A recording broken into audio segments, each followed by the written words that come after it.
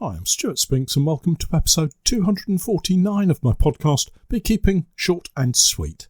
It's been a cold week, a very cold week in some spots. We got off lightly here in Norfolk though, but the snow still settled on the ground if only for an hour or two. The forecast is slightly warmer and then back to colder conditions. Time then to hold fast, wait for another couple of weeks and prepare for the new season to begin.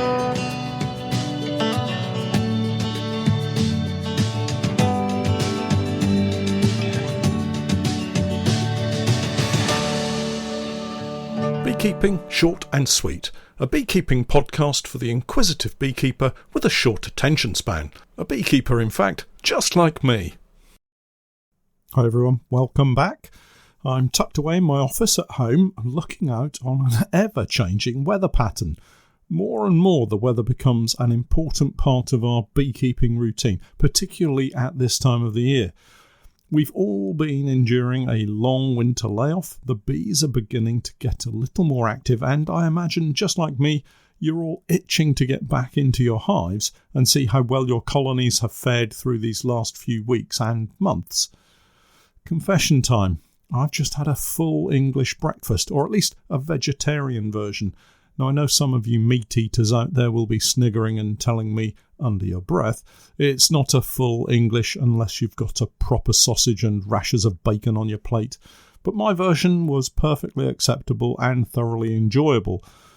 The reason I mention it is I happen to be listening to the weather forecast at the same time, and our weather roller coaster is set to continue with some major temperature swings today through tomorrow and hitting the dizzying heights, certainly today, of maybe 14 degrees Celsius, possibly the same tomorrow, before crashing back down into single figures into the new week. Yesterday, that's Saturday, I was on Marley watch, dog sitting for Steph, and we went out for a morning walk around 8 a.m. with a very frosty feel to the start of the day.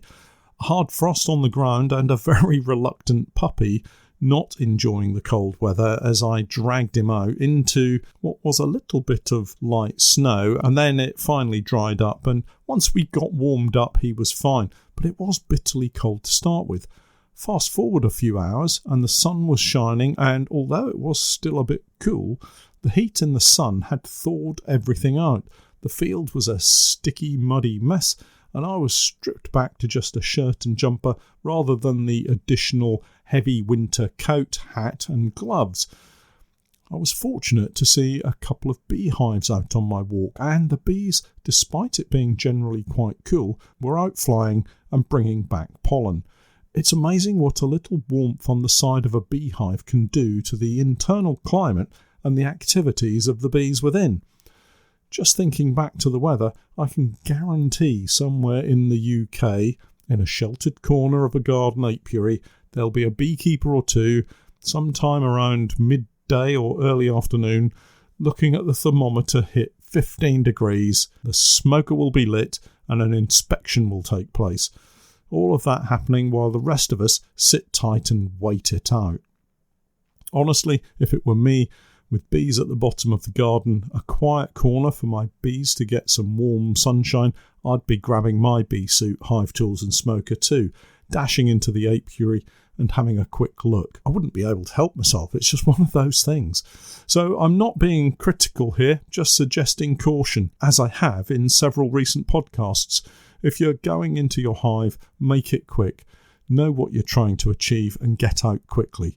Honestly, I don't think we'll be opening up any hives until the last week of March at the earliest, or even the early part of April. Such is the northerly weather system that's apparently going to be with us for at least a fortnight.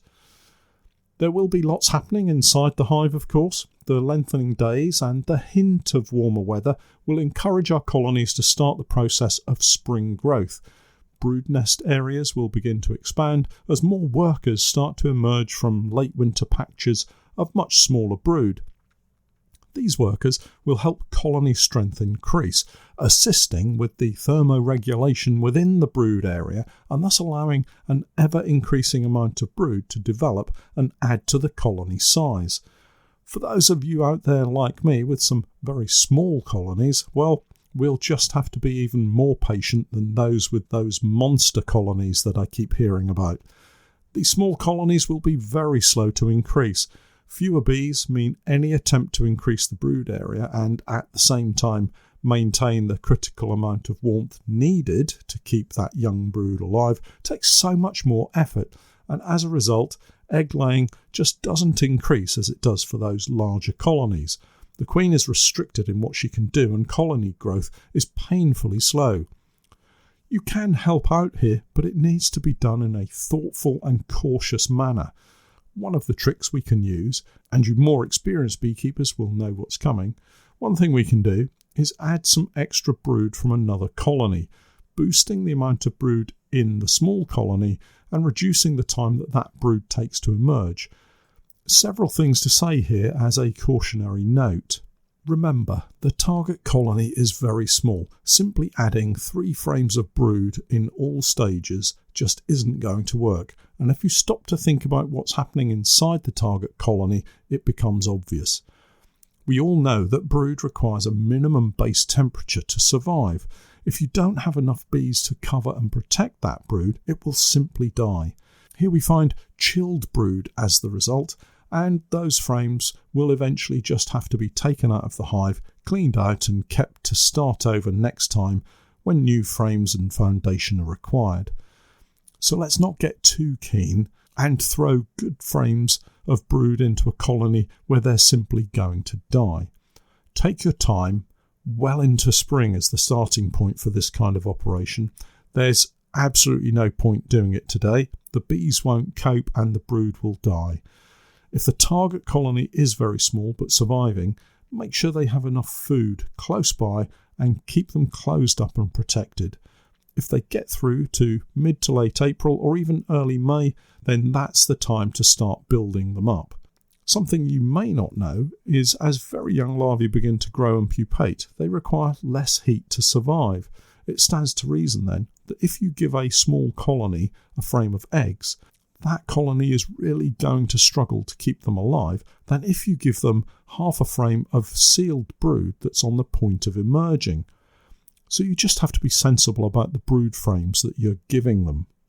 Just to say, if April suddenly becomes very warm and the long-range forecast being settled and overnight temperatures staying relatively high, you could start the process of assistance slightly earlier. But if in doubt, wait.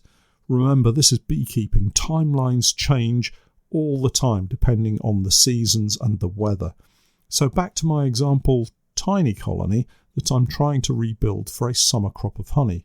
Oh, another thing to add before I go any further. Only add frames of brood from other colonies that you know are healthy. Don't go spreading disease around your apiaries. That said, what we're looking for is a frame of food, ideally containing just a small patch of worker brood. Now, again, just to point out for the less experienced beekeepers out there, it's not much help adding a frame of food and a small patch of drone brood. Those boys are just not designed to help out when it comes to the nursery duties. Make sure you can tell the difference between worker brood and drone brood, and if you have any doubts, check out some of my Beekeeping Basics videos for examples.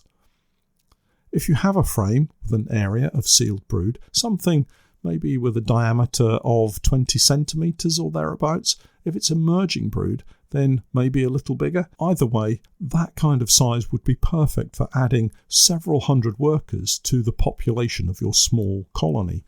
Obviously, and once again, I'm going to suggest you don't get a ruler out to measure a patch of brood exactly 20 centimetres. Take a look at how many bees you've got in your small colony. If you think they can cope with more, give them a slightly larger area of sealed brood. And if you're concerned they may not cope, then give them a slightly smaller area of brood. Common sense rules the day here. Try to imagine the brood in a tight cluster protecting themselves against a hard overnight frost. If in doubt, go smaller rather than overstretching the resources within the target hive. You can always add another frame a few days later.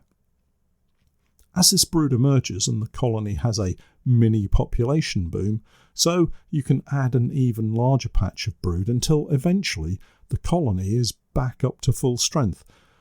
Then all you have to do is worry about swarming. I've helped several smaller colonies in just this way over the past seasons, but with larger numbers of bees, a slightly different approach is probably beneficial. We call it our traffic light system. I'm sure there's lots of people out there using the same kind of system, and it helps us determine which colonies are strong, those that are of an average strength, and those that are weak. The strongest colonies get a green mark on the roof, average colonies get an orange mark, and the weakest get a red mark. Now, there's no set defined number of frames here that makes up a strong, average or weak colony.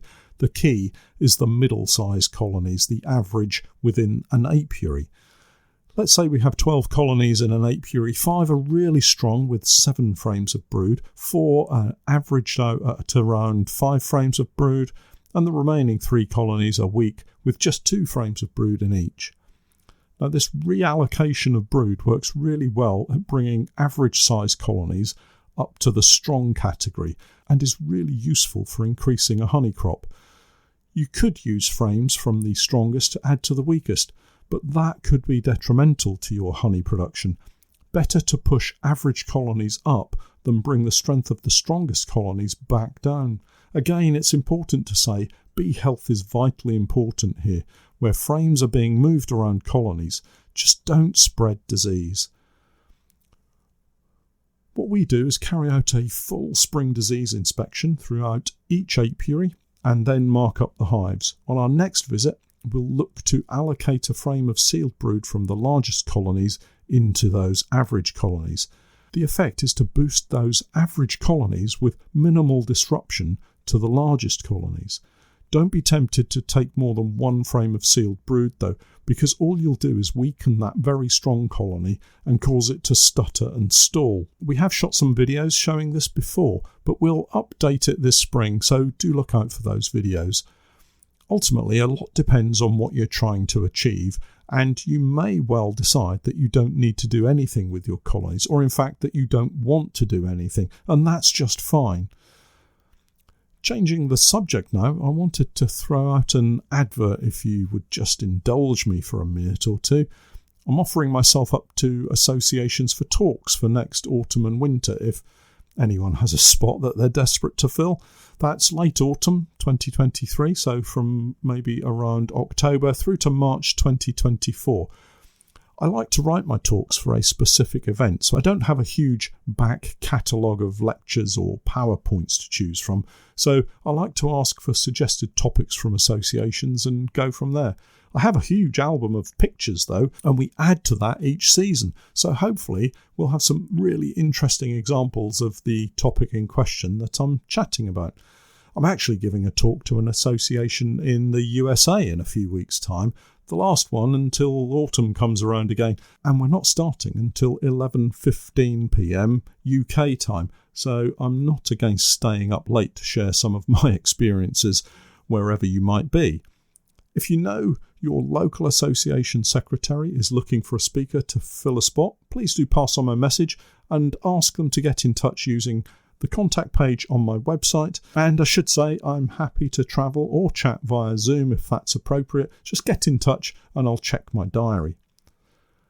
Finally today, a brief reminder to keep hefting and checking your colonies as we move into what will hopefully be a plentiful spring period for our bees once more. As we do look like we'll have a prolonged period of colder weather for the next couple of weeks, it's important to ensure that they can access what food stores they have. And remember, just because the hive feels heavy, it doesn't mean the bees are able to move across to those food stores. If you have a growing brood nest area, they will be reluctant or even unable to move away from that vulnerable brood. The simple way to resolve this is with a pack of fondant directly on top of the brood frames, or by turning the crown board so the porter bee escape holes are directly above the cluster, and then pop the fondant on top of the crown board. Certainly today and tomorrow for all of my colonies, there'll be an opportunity for them to get outside on toilet flights, forage for pollen and nectar, and generally clean out some of the debris stuck inside the hive. This will also allow them to move across to their food stores and start to move some of it closer to the brood nest before the temperatures once again drop back down and everything in the hive grinds to a halt. If you get a chance, it would be worth taking a quick look at the entrance of your hives to make sure that they're not blocked by debris and that the bees can get in and out easily. This can become a problem if you have mouse guards fitted, but easy enough to resolve. Just take a piece of thick wire down to your apiary and make a little hook out of one end of it to scoop out anything that might be getting in the way. I hope you've had a successful winter and your bees have come through unscathed. For those of us that have suffered losses, it's time to clean up and get ready for the start of the new beekeeping season and all the fun that will come our way this year. Do get in touch if I can be of help. The usual routes of Patreon direct messages, my website contact page, or email will probably get the fastest response, but I'll do all I can to get back to you as quickly as I can.